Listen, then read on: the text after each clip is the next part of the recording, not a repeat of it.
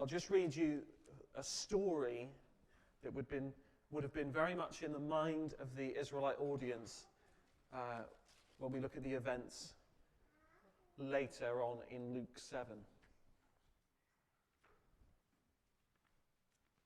Some of you might know it, some of you might not. 1 Kings chapter 17, starting in verse 8. And we're talking about Elijah. Then the word of the Lord came to him.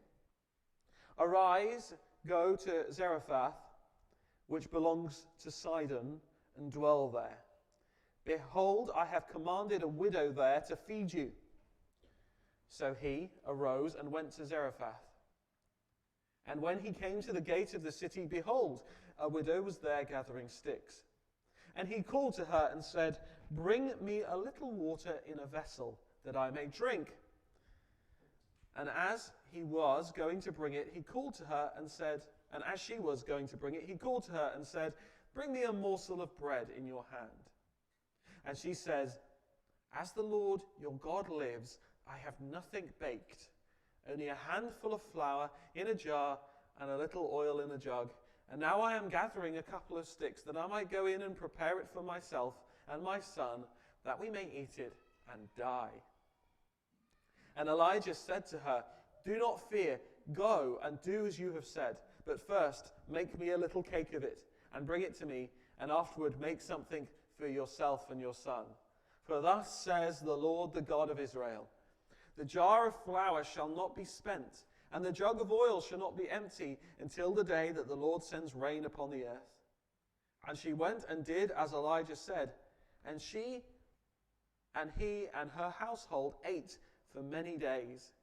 The jar of flour was not spent, neither did the jug of oil become empty, according to the word of the Lord that he spoke by Elijah.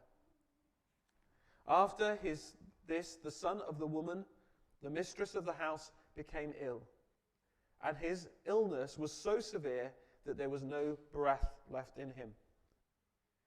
And she said to Elijah, What have you against me, O man of God? You have come to bring my sin to remembrance and to cause the death of my son.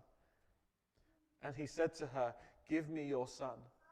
And so he took him from her arms and carried him into the upper chamber where he lodged and laid him on his own bed. And he cried to the Lord, O Lord, my God, have you brought calamity even upon the widow with whom I sojourn, by killing her son?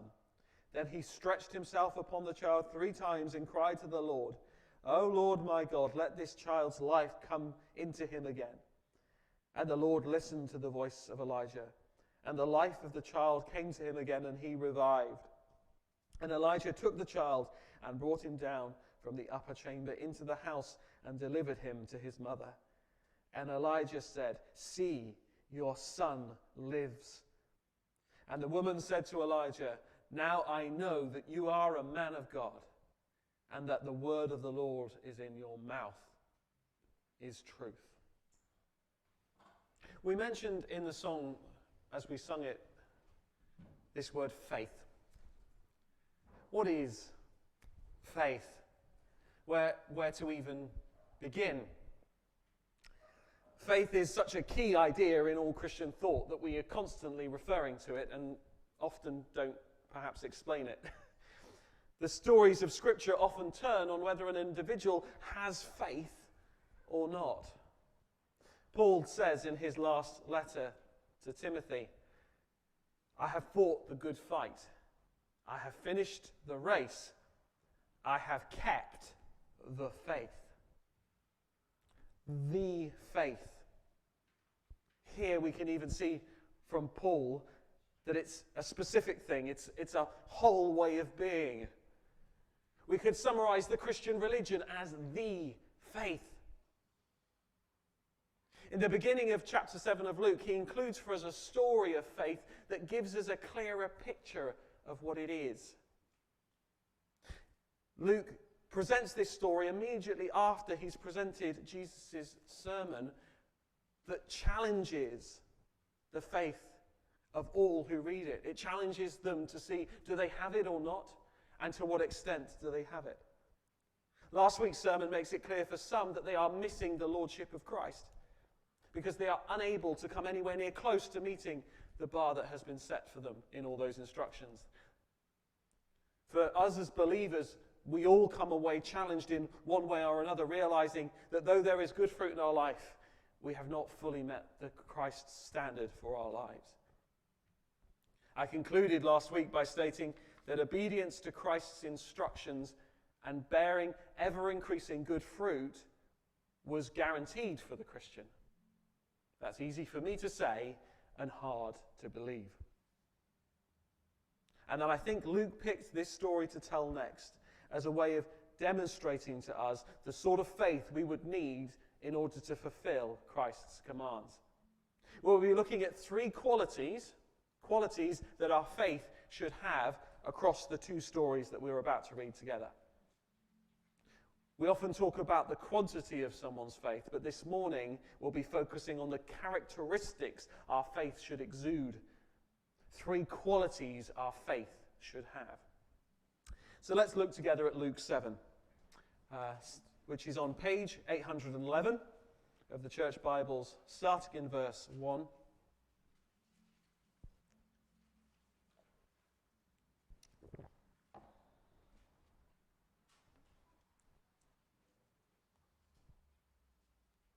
Luke 7, verse 1. And again, Luke is referring to Jesus. After he had finished all his sayings in the hearing of the people, he entered Capernaum. Now a centurion had a servant who was sick and at the point of death, who was highly valued by him. When the centurion heard about Jesus, he sent to him elders of the Jews, asking him to come and heal his servant. And when they came to Jesus, they pleaded with him earnestly, saying, "He is worthy to have you do this for him, for he loves our nation, and he is the one who built us our synagogue." And Jesus went with them. When he was not far from the house, the centurion sent friends, saying to him, "Lord, do not trouble yourself, for I am not worthy to have you come under my roof. Therefore, I did not presume to come to you, but say the word, and let my servant be healed. For I too am a man set under authority, with soldiers under me. And I say to one, 'Go,' and he goes. And to another, 'Come,' and he comes. And to my servant, 'Do this,' and he does it." When Jesus heard these things, he marveled at him, and turning to the crowd that followed him, said, "I tell you, not even in Israel have I found such faith." And when those who had been sent returned to the house, they found the servant well. Soon afterwards, he went to a town called Nain, and his disciples and a great crowd went with him. As he drew near to the gate of the town, behold, a man who had died was being carried out, the only son of his mother, and she was a widow, and a considerable crowd from the town was with her. And when the Lord saw her, he had compassion on her, and said to her, "Do not weep." Then he came up and touched the bier, and the bearers stood still. And he said, "Young man, I say to you, arise." And the dead man sat up and began to speak, and Jesus gave him to his mother. Fear seized them all, and they glorified God, saying, "A great prophet has arisen among us, and God has visited his people." And this report about him spread through the whole of Judea and all the surrounding country. What incredible stories we read of Jesus' work. Let's begin with Luke's first story. He pitches it in verse 1 as the next thing of note after the sermon that we read about in chapter 6. And here we're immediately introduced with our first example of faithfulness for for this morning. The faithfulness of the centurion. A centurion is a Roman officer.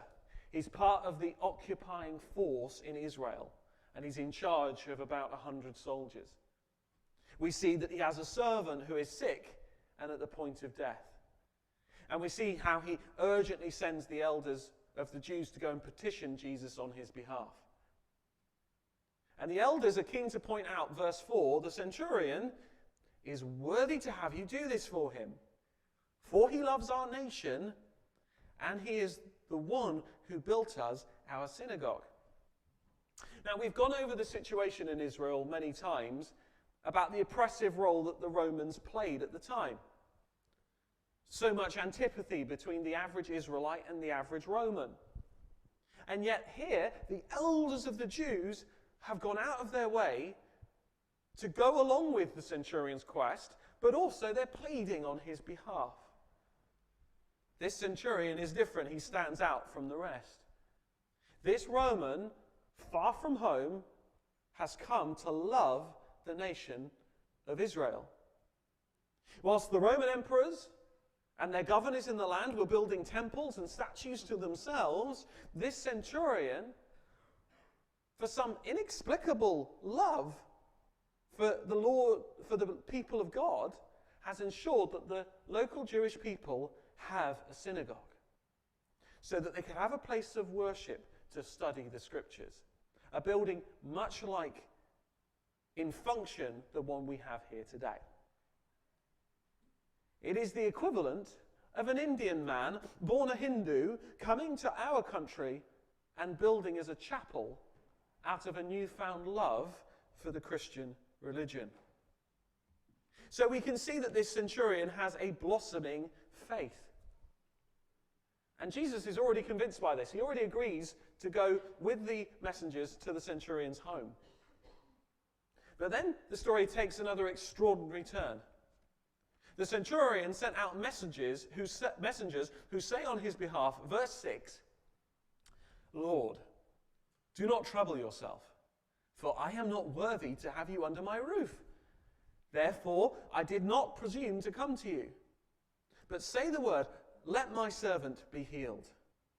For I too am a man set under authority with soldiers under me. I say to one, go, and he goes. And to another, come, and he comes. And to my servant, do this, and he does it. And then we read the word that Jesus marveled. Jesus marveled. This is one of only 2 times when we read the word marveled in connection with Jesus' response in the Gospels. The only other time we read about it, it's in the negative. He's marveling in Mark's Gospel at the lack of faith. Here, we have Jesus marveling at the positive and extraordinary nature of the centurion's faith. And Jesus, of course, as he is wont to do, immediately uses this as a teaching opportunity. He turns to the crowd and says, I tell you, not even in Israel have I found such faith. And the messengers return, and they find the servant was healed. The first distance healing in Luke. The first quality of faith that I would like to draw your attention to is the quality of knowledge. It's the knowledge of the centurion's faith. The man's faith is informed with knowledge. He is knowledgeable in several ways, or you could say he's wise in several ways. First and foremost, he is aware of his own status. Despite the fact that he is a commander of men and servants, and clearly the elders of the Jewish people are happy to do his bidding, he understands that he himself is under authority. He understands authority. He realizes he's not the top authority in an earthly sense. He realizes he has a commander over him. But most importantly, he realizes that though the Jews consider him to be a worthy man, the elders consider the centurion to be a worthy man, he realizes that he is not worthy to have Jesus come into his home, or to presume to accost him in the street. I think because he's outside of the people of God, he thinks it's more fitting to send elders on his behalf. And he's keen that he interrupts Jesus' ministry with the smallest interruption possible. Please, Lord, just quickly say the words that are required. That's all I need to distract you with. He himself, the centurion, won't go near Jesus. The closest cultural equivalent I can think of is the prospect of having the Queen round for dinner in your house. Just a normal dinner. Not many of us would think ourselves worthy to do that, regardless of our view of the Queen. We'd find it a reasonably intimidating circumstance. Certainly, I don't think any of us have got the hubris to accost Her Majesty in the street and invite her round to dinner. I think we'd get ourselves into trouble if we did that. I think the police forces would probably consider us not worthy to make such a request. So the centurion knows his place. He has already realized, having fallen in love with the people of God and their faith, that he was under the authority of the King of the Jews. We don't know how he came to this conclusion, but we can only see that he recognizes Jesus' lordship. But lots of people have recognized Jesus' lordship so far in Luke. Further to this, the quality of the centurion's faith is demonstrated by his understanding of how Jesus' authority operates. He realizes Jesus' deity, at least in part. He realizes in some way that Jesus is more than just a man, because he understands that Jesus is not constrained by his location on earth. Again, verse 8. For I too am a man set under authority with soldiers under me. I say to one, go, and he goes. I say to another, come, and he comes. And to my servant, do this, and he does it.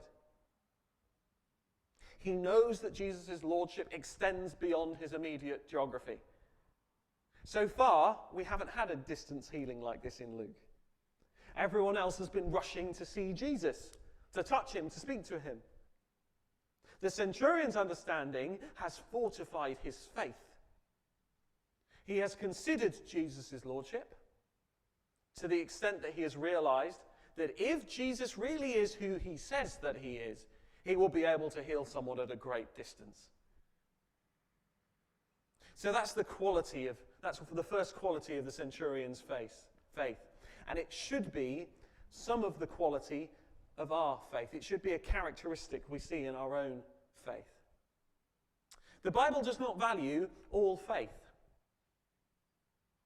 The Bible promotes faith in Jesus, in his lordship, in his power, in his deity. A lot of people have a lot of faith in a lot of things. But our faith in the Lord is fortified and increased the more we know about him. It enables us to ask for things beyond the worldly norms. It is a faith that acknowledges and understands our powerlessness and recognizes just how powerful Jesus is. It is a faith in submission to Jesus' will that understands that it is not a question of whether or not God has the power, but whether or not Jesus is willing.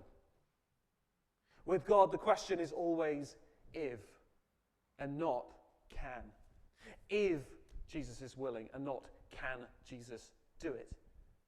We know that he can. Our knowledge fortifies our faith.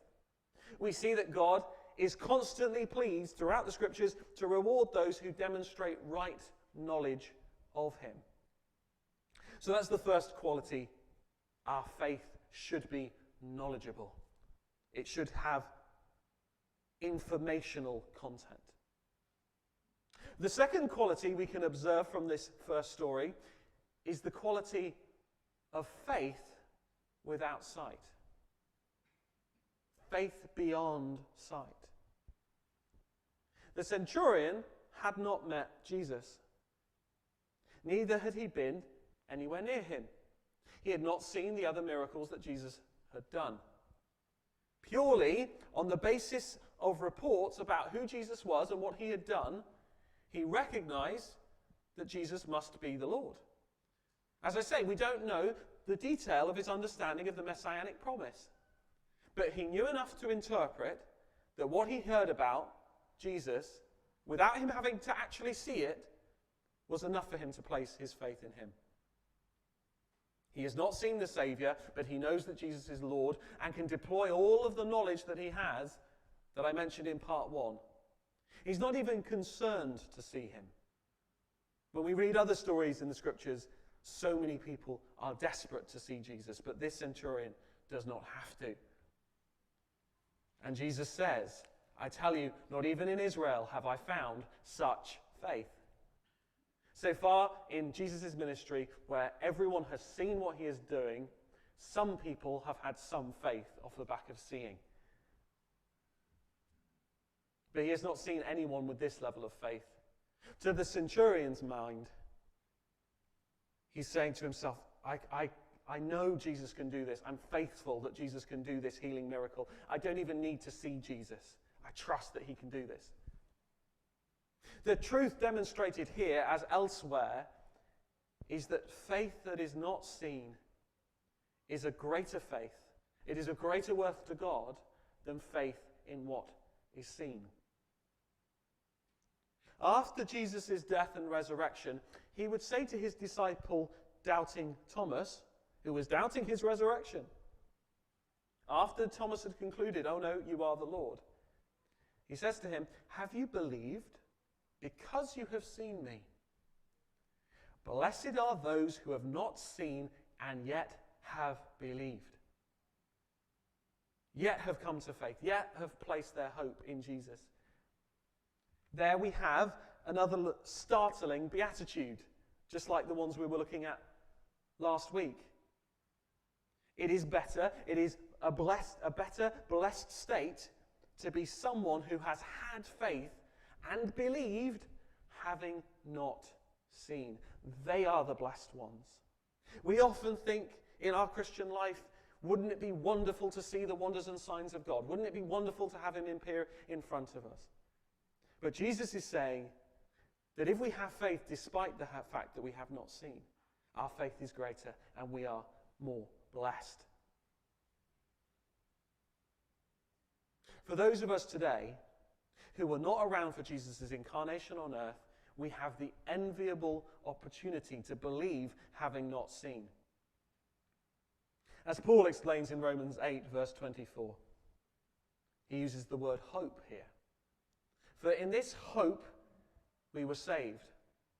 Now hope that is seen is not hope, for who hopes for what he sees? But if we hope for what we do not see, we wait for it with patience. Hope, belief, faith, all things used to describe trusting in what we have not seen.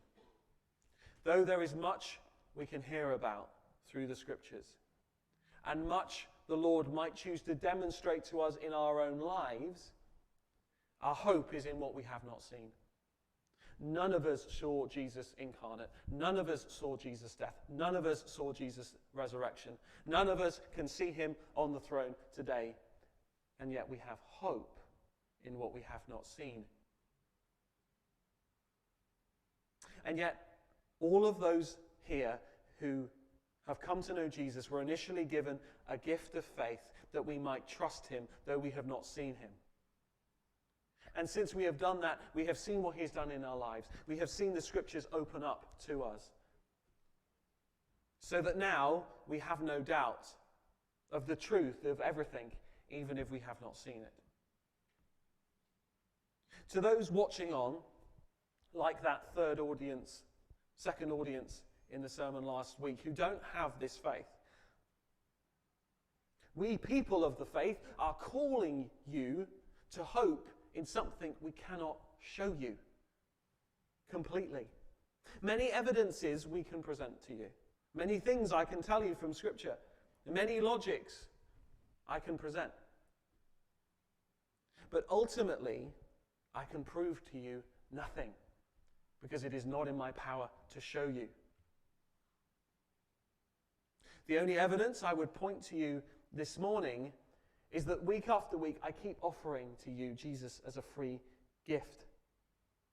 I keep offering forgiveness of sins by the power of Jesus' death and resurrection. If you would only accept his lordship like the centurion did, no matter where you're from, you can join the people of God. I am not offering it so far as it is not mine to give, but the Lord's. Ask for faith and you will receive it.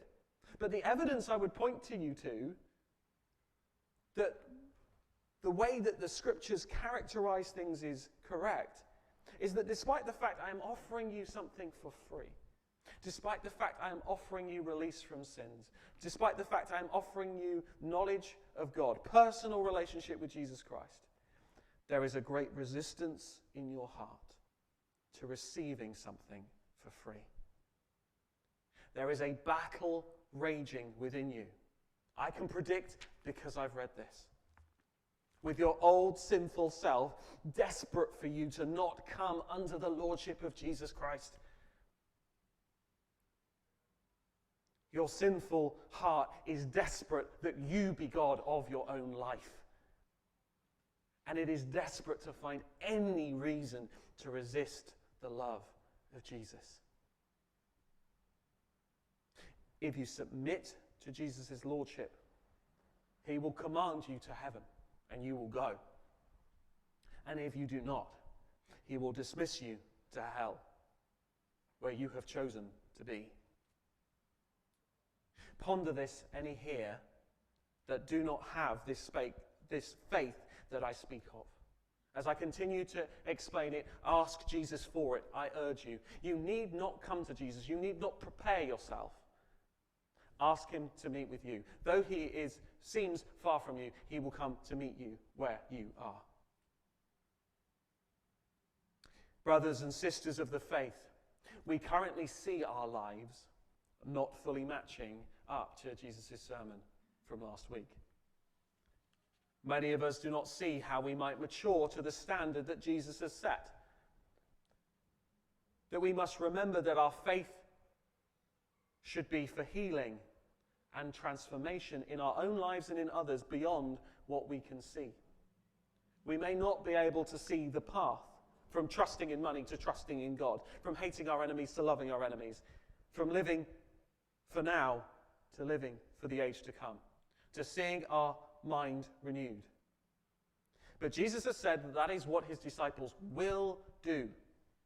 And if you have committed to being his disciple, if you've submitted to his lordship, you must understand that his lordship means that he has the power to make it so. He has the command, even if you can't see it, even if you can't imagine getting there. Jesus' vision is unspoiled by the cares of this world. He knows exactly what's going to happen in your life. Do you believe that he will direct you to go and you will go? Do you believe that he will direct you to come and you will come? Do you believe that he will direct you to do this as he laid out in Luke 6 and you will do this? Are you crying out for him to do his will in your life? Believer, fortify your faith with this knowledge and ask Jesus to take you places you cannot see or even imagine. Ask him to take you on that journey, to walk with you, and to take him to the promised maturity, to sanctification and glorification. Let's make that our prayer, all of us, this week. The final quality of faith that I'd like to draw your attention to this morning comes from the second story. I'll quickly go over it. Luke connects these two stories as we see in verse 11. Soon afterwards, there it is, Jesus with this large crowd of people bumping into a funeral procession. One crowd with one spirit and one crowd with a different one. Following Jesus, tragedy. We see the tragedy of this woman's life, that her husband is dead and that she only had one son and that son has now died. Not only is this tragic for the obvious reasons, but in an age without social security, without the NHS, without pensions, this woman had no one to look after her or care for her in her old age. And without any notice of faith on the part of the woman, Jesus has compassion and said, "Young man, I say to you, arise." And the dead man sat up and began to speak. And Jesus gave him to his mother. With similar miracles in Luke so far, we've seen a great escalation in what Jesus has demonstrated. We now see here Jesus' lordship even over death. For the widow's sake, he raises her son from the dead. And here we see no particular faith. This story where we see no particular faith after the best example of faith we've seen so far in the gospel. It underscores that our quantity of faith, that Jesus is not dependent on how much faith we have. He can act without it. He can act if you have a mustard seed of faith. He can act if you have loads of faith. He is not dependent on our faith. But this story does encourage us in our faith. We see here an example of God's power right the way through to resurrection power. Now, Christians hold to the belief that Jesus was risen from the dead and that God had the power to do so. And yet, we often forget that Jesus' power to resurrect extends beyond his own resurrection. Jesus' ability to change situations knows no bounds. His ability to rejuvenate, to regenerate, and to restore is unlimited. And our faith as to what Jesus might be pleased to do in our own lives should recognize his unlimited power. Our faith should be unlimited. Knowing that our faith need be as small as a mustard seed in order for God to move mountains. Our faith should have this quality of the expectation of these infinite possibilities. Who knows what the Lord might be pleased to do? Again, after the challenge of Jesus' sermon last week, so many of us recognize that Jesus can raise other people from the dead, maybe. He can rejuvenate hearts. But we look at our own hearts, our own difficulties, our own deadness in our own lives, and our functional conclusion is, well, that would be impossible for Jesus. God can raise Jesus from the dead, and maybe he rose this widow's son, but me, surely he can't rejuvenate my heart. Surely he can't excise this sin from me.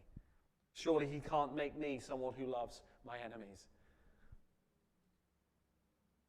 We see here that Jesus heals or resurrects in his own timing. And so we do not know what the Lord will do. His compassion remains under his will. He could have healed this boy before his death at a great distance, but he chose to wait for the reasons of his own glory. And so we must submit to Jesus' will in these things, but our expectation of what God might be pleased to do should not be reduced by how difficult the situation looks. No matter how bad humanity gets, no matter how dead our soul or somebody else's becomes, our God has resurrection authority and can change lives. And our faith, if we are to keep hold of it, should bear that quality. We should never give up hope for ourselves or for others. Whilst they remain on this earth, there is still time. We should have faith unlimited.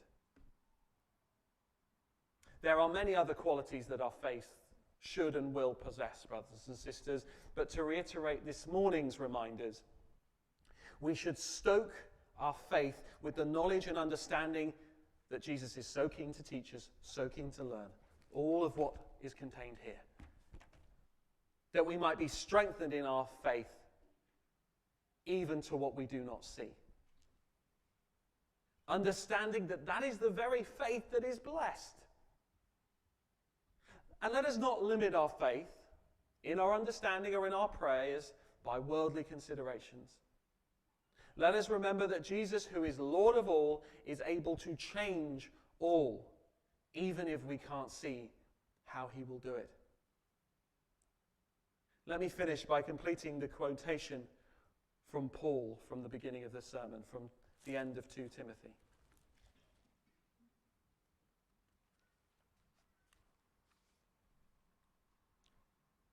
Paul knows that he's coming to the end of his life at this point. Let us all strive to make these words our own, so that when we come to our deathbed,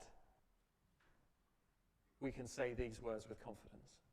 Paul speaking, "For I am already being poured out as a drink offering, and the time of my departure has come.